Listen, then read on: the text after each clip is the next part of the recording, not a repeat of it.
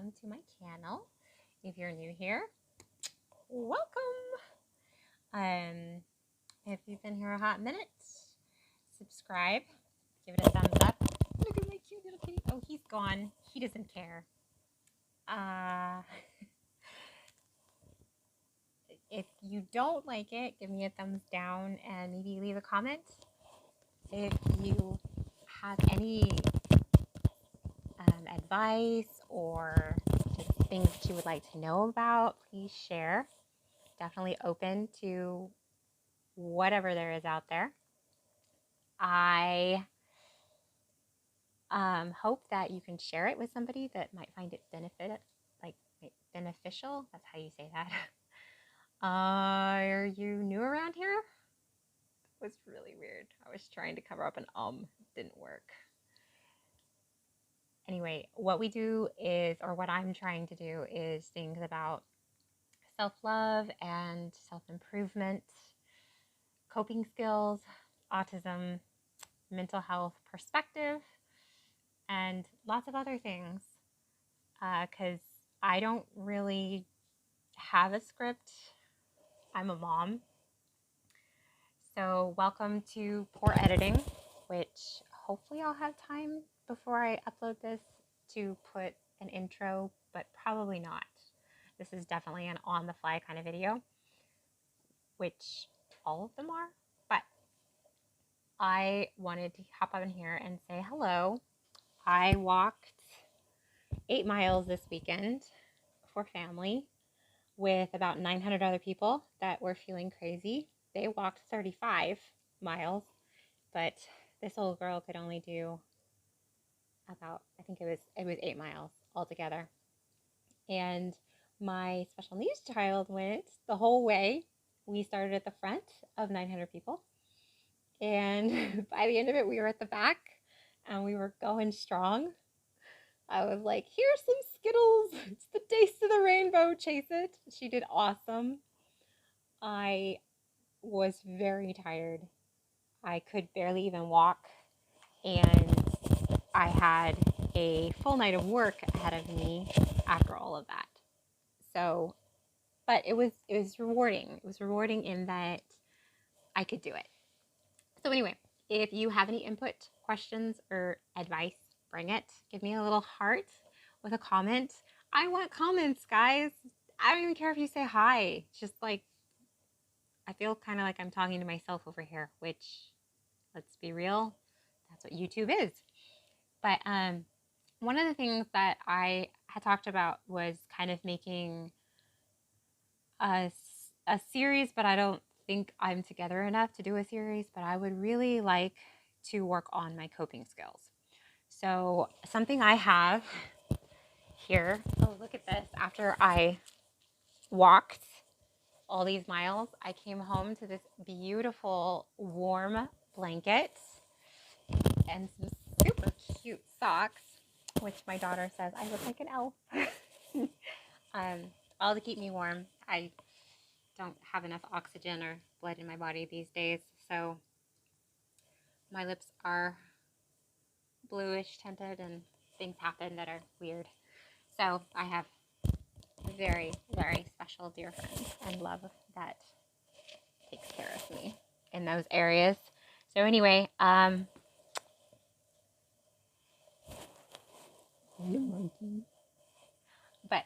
I digress. So what I wanted to show you all is my wall, which my children and I, we work on this. But on my wall, I don't know if you can see that. On my wall, it says, here are a list of 100 coping strategies for anger, anxiety, and depression. So number 1 is to take a deep breath. Number 2 is to do a positive activity. And number 3 is to play sports. Is chasing kids playing sports? I feel like that's a sport. And thinking of something funny is number 4. Take a quick walk is number 5. So one of the things that you could do is you could like take your, month, the month that you were born and the date and year, and kind of figure out like 3 or 4 coping skills and just try them out. So here's this again. I don't know if you can see it or not, and excuse my shaking, but that is something that I plan on going through slowly but surely, and who knows, we might have some videos. One of the other things that I got, why is my bed wet? That is worrisome. I guess the bag's wet. Anyway, I got brushes. Look at these. For all you makeup chicks, look at this. Probably gonna get a video with me trying to do some eyeshadow and not look like I have a black eye. I was so excited about these. I got them for free, and it was like my rewards money back or whatever. But I got them and I was like, oh, I just want to try them because they're so sparkly. And so I put them all like with my fingers, and when I was done, I pretty much looked like I had black eye, both black eyes.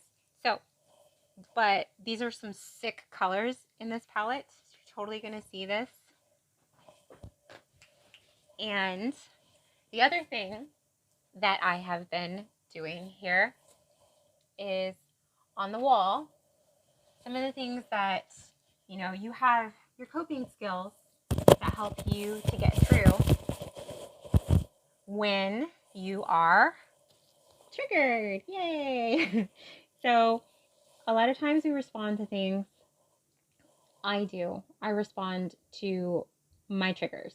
And that's usually, I get overwhelmed, which when I'm overwhelmed, I'm angry, aggressive, and agitated, and other things too.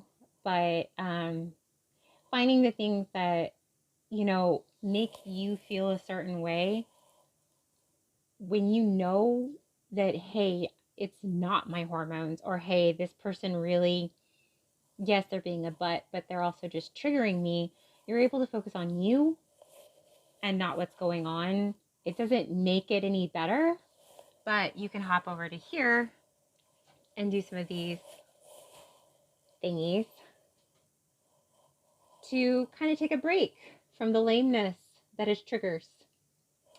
So I have PTSD, and out of love for this month, which is a month in honor of stillbirth and miscarriage, loss through miscarriage, I have had many of those, both stillbirth, and I've had 3 stillbirths, a couple ectopic pregnancies, and multiple miscarriages. They call it spontaneous abortion, and sometimes it's very spontaneous, and unfortunately the medical field is not very good at helping you walk through that. I have been anywhere from, well, do you want your medical waste, to, well, geez, why did you do that? And it's very difficult to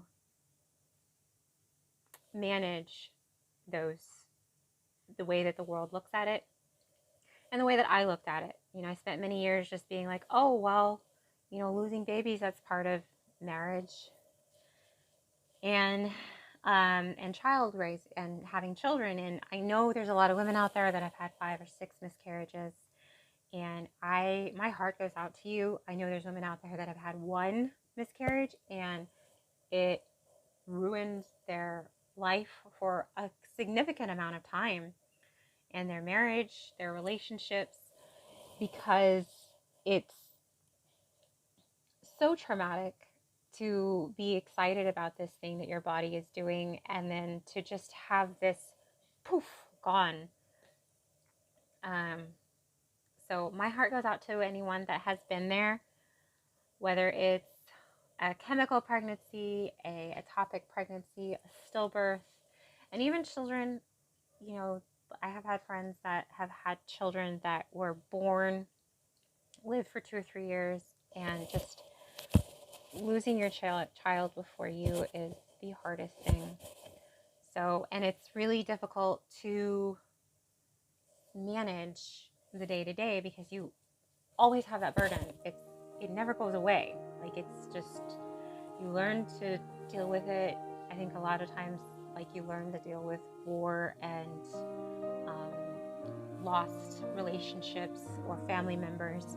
It's very unique, as are all of those things. So anyway, I just wanted to give a shout out to my other sisters who have carried this burden. You are amazing. You are beautiful, you are strong, and your children watch you from above, and they help you continue to go on, even when it's hard.